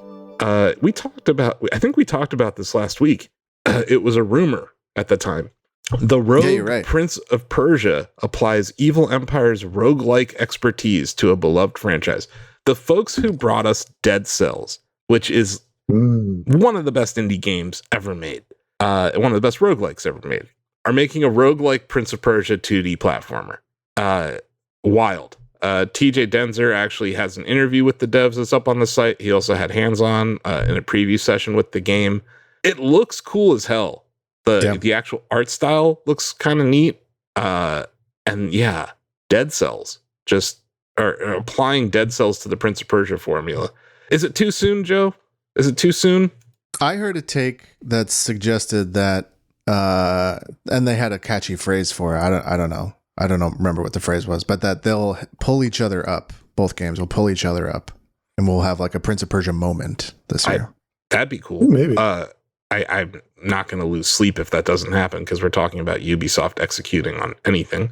But yeah, these are quickies. These are the quick stories. So let's move on. Unless anyone has anything else. Anyone want to declare their love for Dead Cells? John loves Dead Cells. I remember getting deep into it. Yeah, no, I quite like that game. It's a great plain video game, right? Like when you're traveling or something. Yeah. Oh my gosh. Yeah. It's awesome. So hopefully, I really like Motion Twin and Evil Empire. So let's see what they do here. I'm willing to give them a shot, but yeah, let's move on to the next story. Fallout 4's next gen update arrives later this month. If you've been sleeping under a rock, there's a new Fallout TV show on Amazon Prime. All 8 episodes are live, so you can go watch it right now. And this is just smart. You should have a game to go along with your adaptation. So congratulations, Microsoft, on doing something right with your IP for once. And by all accounts, the reviews of the show are very glowing. Yes, I'm looking forward to it. I am too. It's I love a good video game adaptation. I love to argue about which video game adaptations are the best. So this is, I think, one of the first that we're hearing about this year. That feels like a segment. But this next story, it does kind of seem like a segment. That's your job, though. Quickies. Next story. Five Nights at Freddy's movie sequel announced for a 2025 release. This should surprise no one because the last movie was very successful. And it even launched, wasn't that like a simultaneous launch in theaters and on Peacock? And it still did well. So yeah, that's not surprising. That IP is ridiculously popular. But yeah, moving on. Quickie. Slay the Spire 2 revealed and will hit Steam Early Access next year. So Megacrit has announced that they are making a new a new game that you could probably put in that sequelization game that we just did. Slay the Spire 2 is coming. Anyone here play Slay the Spire 1? Just really quick, it's Sequelsion, to be fair. It's Sequelsion. Okay. Sequelsion, sorry. That's not a word. No one? Boo. Not a Slay the Spire? I heard good things. Did we talk about it last episode? I don't know when we talked about it, but it's like we did talk about it a few episodes ago, I think. It came up. But yes, I'm here for it. That was a hell of a Switch game when it came out. But yeah, if no one else has anything to say. There was this big indie event that happened earlier this week where there was just like a ton of trailers shown off. So that was one of the newsy bits that hit. I'd say this is more important. This is categorically hilarious to me, by the way. Vampire Survivors is coming to PlayStation. That's not funny. Yes. Whatever. That is not. That's that fine. Part. But they're getting Contra DLC. Let's go. So we're talking about Vampire Survivors, which is basically Castlevania. And they work with Konami on some sort of licensing deal. And they're like, we'll go with Contra. Like, really? You could have done a Castlevania crossover here. You know, the Castlevania thing, yeah, you're right about that. I will say, I'm curious. I think it was really smart when I saw that headline. I'm like, yeah, it looks awesome. That's cool. No, and I like Vampire Survival. I love their sense of humor over there at Ponkla, and that they're calling this the Operation Guns DLC is great. I love Contra. I love Vampire Survivors. I'm probably going to love this combination. They did Castlevania, it'd just be kind of redundant. It would. So much of their... Oh, you have a whip? It's like, they'd have to really like go outside the box. I think it would have been cool though, like from a level design perspective, or like, you know, I think there would have been that. But still, I found it funny that like we're in the year of Contra. Just let me throw it out there. And also Sega announced that we're in the year of Shadow, in case anyone was wondering. This is the year of Shadow. We had the year of Luigi. That's not this year. Now we're in the year of Shadow. But I think we might be in the year of Contra. So yeah, ridiculous. Interesting. I love that news though. And yeah, congratulations to PlayStation players. You get to buy this game. And it's great. And I'm sure it'll run well on your portals or whatever else. But this was like that one thing that Xbox was hanging on to last year. It's like, hey, we have a Game Pass exclusive. That's good. More. Now it's on Switch. Now it's on PS5. It's been on mobile for a while. Lots of ways to play Vampire Survivors. You will get to a point in that game where it's just too much is going on. But yeah, that game is great. That's another game that's very good for an airplane ride. Oh yeah, if you're on a Switch or a Steam Deck. Trance. You get that Vampire Survivors trance going.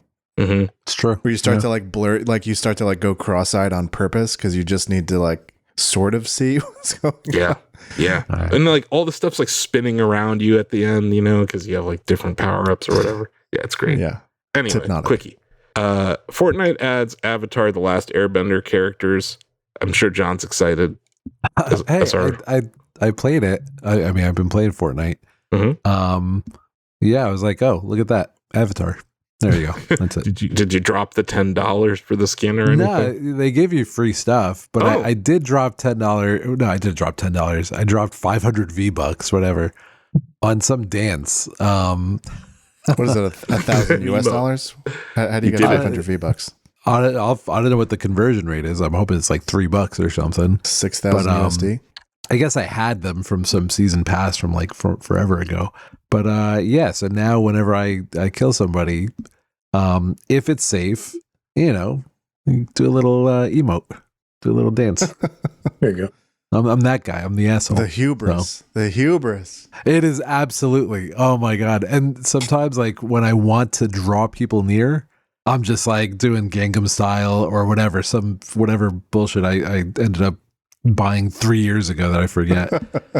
Because it draws them in. They're like, oh, this is a noob, you know, dancing while we're shooting. And I'm like, ha ha.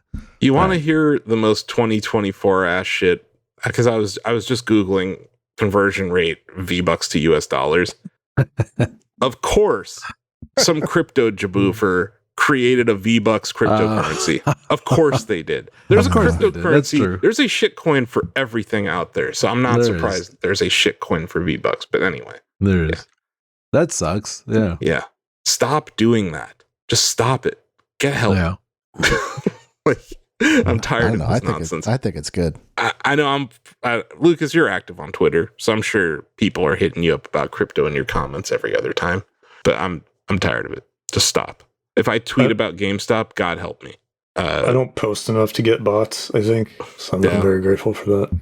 I think it's like 80% of whoever's left following me are AI bots anyway. So yeah. Anyway, quickie. This one we can spend a little bit of time on because EA, what are you doing? EA subscriptions to get a substantial price increase. The annual subscription for EA Play went from $29 to $39.99. It's going from $4.99 a month to $5.99 a month. EA Play Pro, which is something else. Let's see, what are the differences between these? It's a bigger library, right? Like you get like day one fan favorites. New games. You get fan favorites if you do that. So it is now $120 a year. It used to be $99.99, and you now still get this through Game Pass, right? It's absurd. You can get this through Game Pass, which means you're probably going to see Game Pass increase their prices too. This is dumb. I guess if let's say you're someone who plays FIFA, Madden, and Battlefield every year, well then this is still worth it because it's $120 for 3 games as opposed to like what, $180. But you shouldn't buy Madden every year. You shouldn't buy FIFA every year. I don't know. What do you guys think? I mean, it's how it goes. Are any of you subscribed to this already? Only through Game Pass. Game Pass, yeah. I would never out of pocket this one. All right, it used to be called Origin Access Premier. So I've had it since then. And literally the main reason I did it was so that I didn't have to buy Madden. And we also get early access to Madden if you do this. And it's one of those things where, I don't know if you guys have noticed, EA doesn't really want people reviewing Madden, like, at all. Last year, I don't think they even did. I don't think there was a review embargo for Madden last year. Wow. So the better way, if you're a journalist who wants to review Madden, is to buy a month of this Play Pro nonsense. Wow. They used to do the sports summit things that were pretty fun every summer. Yeah. They'd come out to Redwood City, right? And they'd put us up in a hotel and bring us. Yeah. All that's gone. That's only for influencers now. Only for influencers. That sucks. Only for Ultimate Team influencers too, not just, casuals, right? They only want people to help shill their in-game currency nonsense. So yeah, I don't know. I actually have a subscription. I think I'm going to cancel it because I don't want to play Madden ever again. And I don't think we're getting a Battlefield this year. It seems like we're on an off year for the Battlefield franchise. And I don't know. The only person I play FIFA with is John. We haven't played a FIFA game in, I don't know, like 8 years. We haven't played in a while. Yeah. I mean, tried at NBA 2K and God. No. One of the worst experiences. Want to do this. Yeah, I'm done with those games, largely. So yeah, I don't know. I'm not sure. Yeah, this seems unfortunate because it used to be a kind of decent deal and now it's not. So whatever. Yeah. It feels like subscriptions to like third-party AAA companies is just a bad idea in general. Mm-hmm. Like, I just feel like they don't have the output that justifies subscribing to just that publisher. It's like EA and Ubisoft. And it's like, if I were to subscribe to a publisher, like, those would be at the bottom of my list unless there was like something really specific. Something special. Like, yeah. Like, it's bad enough for production studios, for like Paramount and whatnot. Like, yeah. But for game publishers, games come out, years apart from each other. It just doesn't make sense to me. It's like I said, the economics made sense when it was $99 a year and you could get 2 games that you wanted, right? So you're saving money. Now you're breaking even if you do that. And I can't really think of 3 EA games that are going to be on this that I want this year. So it's like, it's not going to add up. Whereas like you can still make an economic argument for Game Pass. Yeah, 100%. Yeah, there's always something there. There's variety and everything. Which it's like Netflix. Like, might as well keep it. Like every now and again, there's like something awesome. Yeah, the one to cancel. Largely, it's just the one to cancel is Max. Boy, howdy, cancel Max. Just there's nothing on there, and everything I liked, he killed. Avenue 5 dead. Doom Patrol dead. Although Doom Patrol needed to die. Anyway, yeah. We got one more quickie when you're done with this. Actually, with a late comer. Yeah. What you got? Well, it's up to John. Oh, yes. Hello. Yes. Hi. What's this quickie? The quickie is Dredge is being adapted into a live action film, and it is by the folks at Story Kitchen. And before we, hammer it, I will have to recuse myself from critique because I'm very proud to say that John and I, this is our first thing that we are doing with Story Kitchen. Story Kitchen, they are producers of Sonic the Hedgehog, the movie, and cool. Different video gamey things. And Dredge is something that we made the connection about a year ago, maybe a little less than a year ago. I quite liked the game. I thought it was really awesome. Just like the vibe is fucking weird and horror and creepy and, desolate. And it was a fun game as well. So yeah, working with those guys, we're bringing that to a film. So we'll see how that goes. This is very new, but that's a little quickie. There you go. Congratulations. Wow. Very cool. Very cool. Exciting. That's exciting news. I saw that yesterday. I was like, wow, that is I was not expecting that.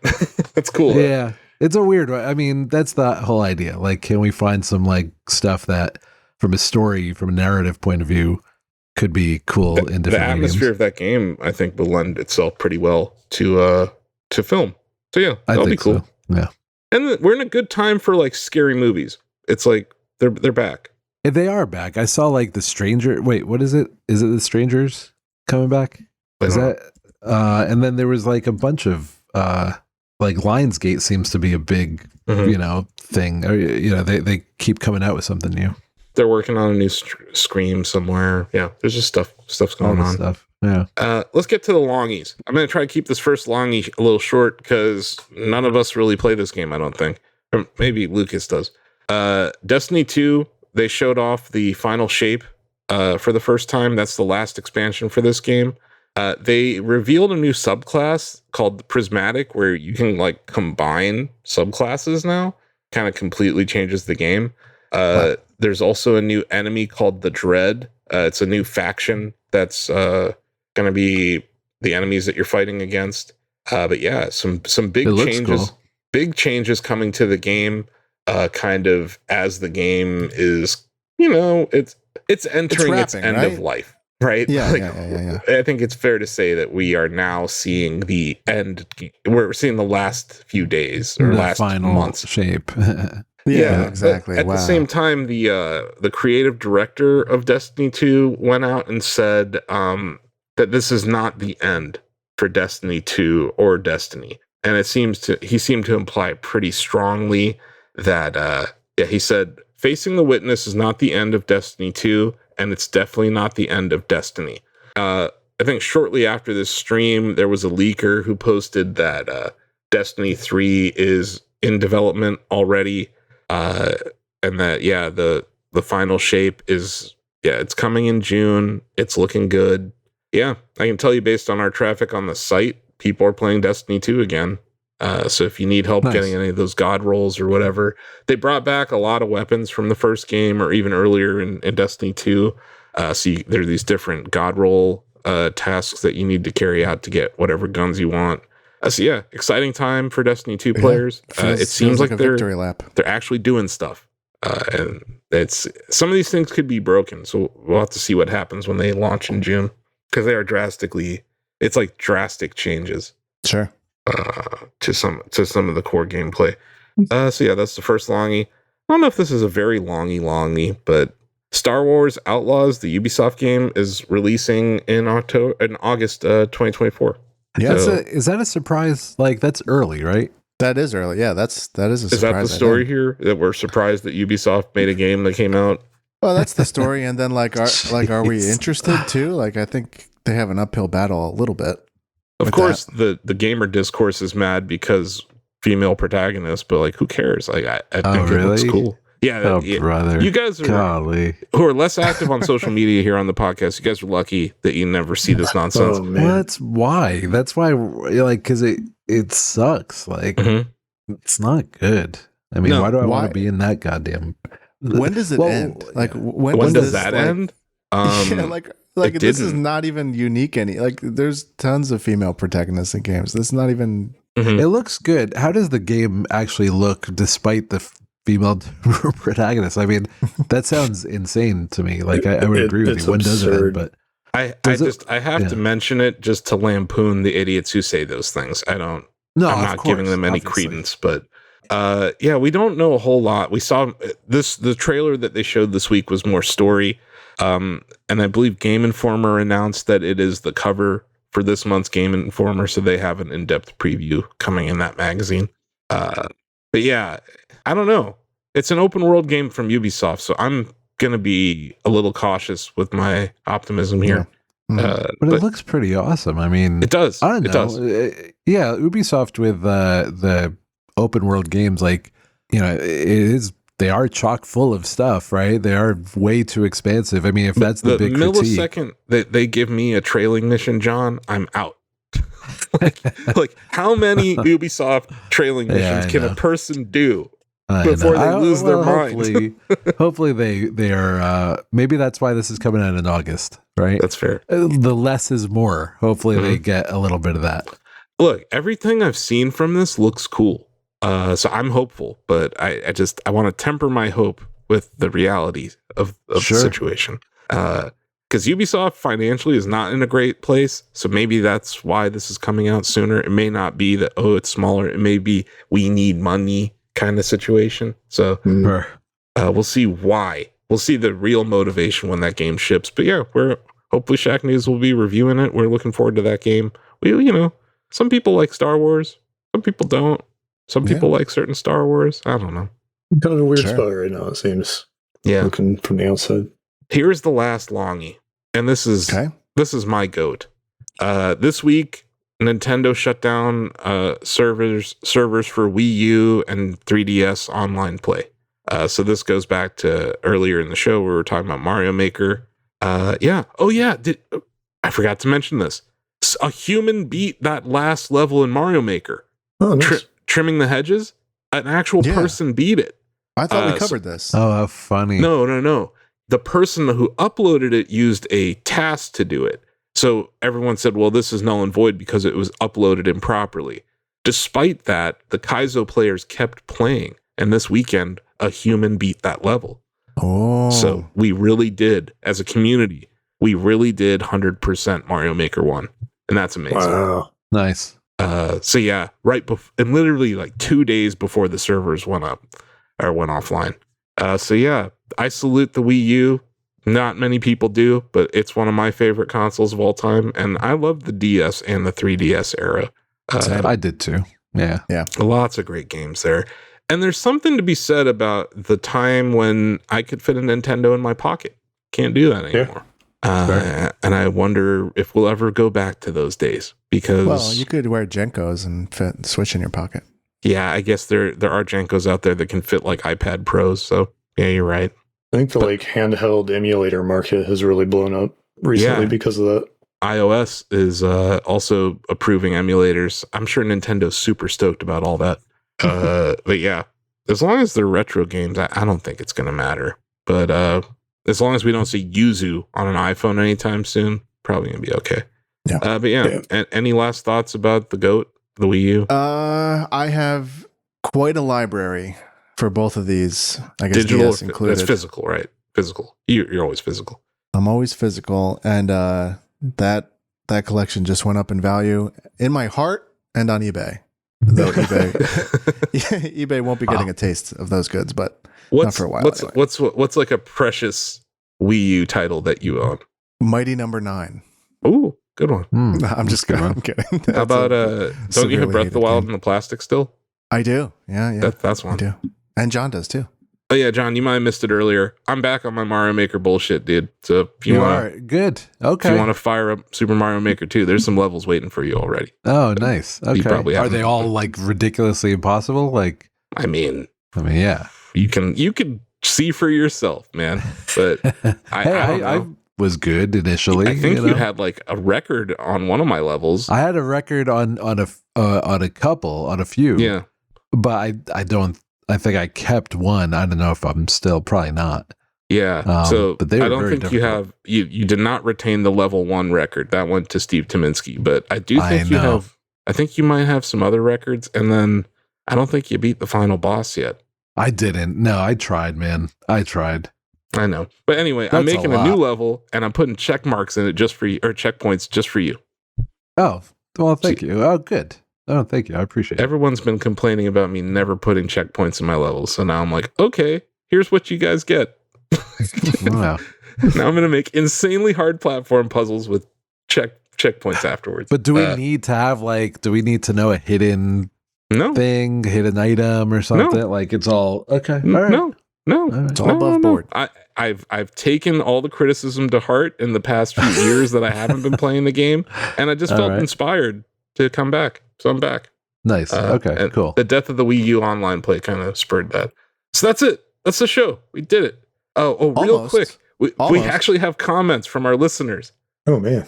So Surfa Sam Chandler replied on our Shacknews chatty thread, has JB been abducted and replaced? He's playing Fortnite and he thinks Helldivers 2 is boring? ? Madness. Wow. Whoa. Madness. Wow. He says. Okay. Wow. And then it is weird. Romstead, I thought it was a little strange when you said you've been playing Fortnite, but then when you explained why, I understood. Okay. Because, like you said, it's easy to pick up and play. It's not like a huge involved RPG. You just got done with Infinite Wealth. I just want candy, for now. Yeah, a little bit of candy is fine. Okay. Let me tell you, F-Zero 99, much more delicious candy than Fortnite. Nutritious. Yeah. Comes with icing and then the second comment, if you haven't been listening to Shack Together, you're missing out, says Romsteady. So thank you, Romsteady. He actually posted a separate thread just letting the entire community know that they should be listening to us. Oh, that's nice. Well, that's very nice. Yeah. Awesome. And congratulations on all your personal goals that you're achieving too.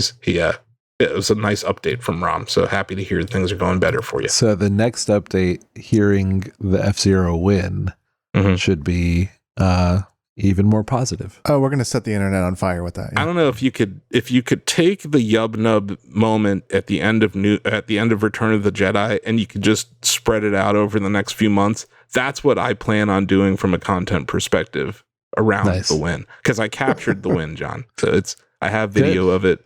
It will be uploading. I saved this news for this show because I knew how important it was. That I was like, we're going to have to make this show be the vessel that I declared my victory. Well, that was the one thing Joe required as the caveat for him to buy that most gigantic of sheet cakes. Yeah. I think he called it the most gigantic sheet cake. I think I did. Yeah. In New Jersey. I have a logistical question, Asif. Does the title and description of this episode need to obfuscate the news? Oh. Like should the headline be I win? Exactly. Or that's a good question. I don't know. What about sheet cake madness? Because then, long-time listeners, will know what we're talking about. If you're like, it looks like I gotta buy a cheesecake or a sheet cake. Yeah, I think maybe a reference to the cake. Cheesecake would have been nice. Yeah, can we go for a cheesecake? No, that doesn't travel. That goes back to our cold open from last week. Well, just because Lucas needs a slice, I need a slice. Asif gets the remainder of the substantial cheesecake. And this is ordered from Costco. We have a Costco in Canton now, so that's the good news. Okay. I think the good news is that I won F-Zero 99, but now I just want this cake. Anyway.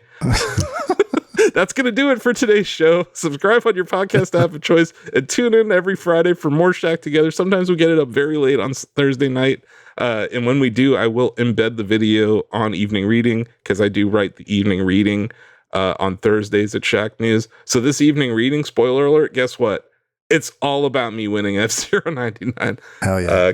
Can't wait to do that. Follow us on social media. We're on X, which is called Twitter by people who have brain cells. We're Shacknews over there. We're Shacknews on Facebook. It's our largest platform, which anyone who knows me knows that that's hilarious. TikTok, we're Shacknews. YouTube, we're Shacknews, Shacknews interviews, and Shacknews VODs. So if you want to watch a review of our Fallout on Prime impressions, like a full review from Donovan and Greg, it's up on the Shacknews VODs channel. So yeah, those are some of the social places. We're on Twitch.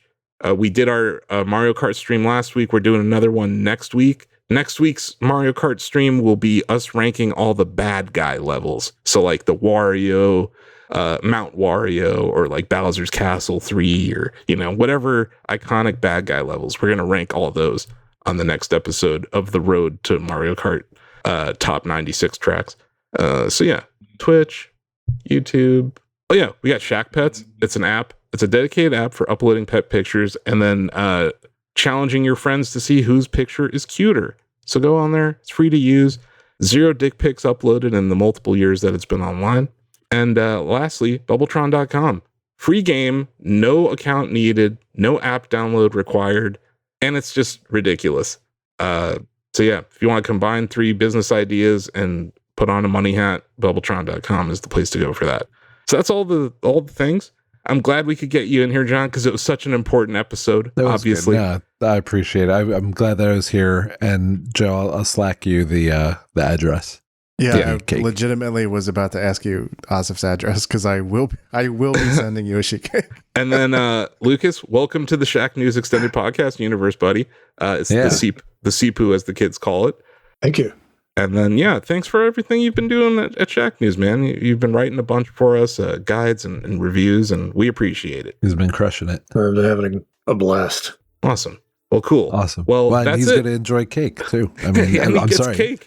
He gets have we made proxy. it clear? Have we made it clear? Okay, right, Joe. Right. Okay, cake by proxy. Yeah, sure. Cake by proxy. That's a good episode name. So yeah, that's it. I still don't know how to end the show, so I wave at a camera that's not even on, and I go bye. So everyone do that. Bye. Thank you. Bye. Never forget Thank you. I'm the best Bye. in the universe. Bye. Bye.